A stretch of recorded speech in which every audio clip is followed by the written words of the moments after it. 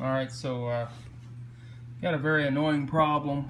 Got a little HP laptop that running really slow, started being real sluggish.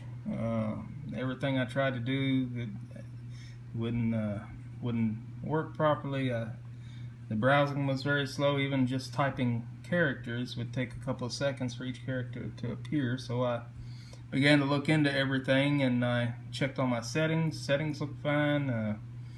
So then I did several virus scans thinking it could be a virus or something like that. I even broke down and put a fresh install of Windows on it. None of those things helped.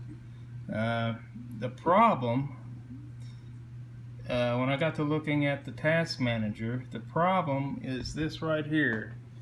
The CPU was stuck on 0.48. Right now it's a little bit better, but not by much. So I looked in the BIOS. There was no BIOS settings to fix this. You cannot overclock it. It's just a little notebook laptop. I also looked in several settings, and none of those things helped. But every time I tried to engage it, nothing would work. So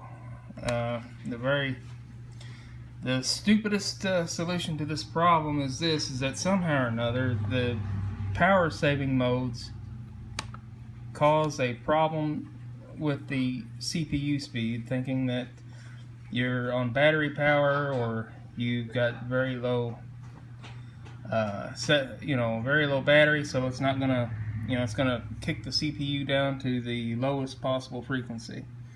The fix for it is pretty stupid. After 2 or 3 days of troubleshooting,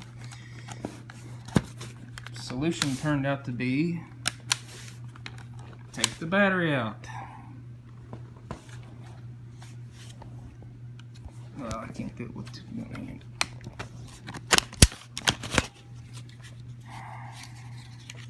Stupid cheap little battery. Well, he's got 10,000 views.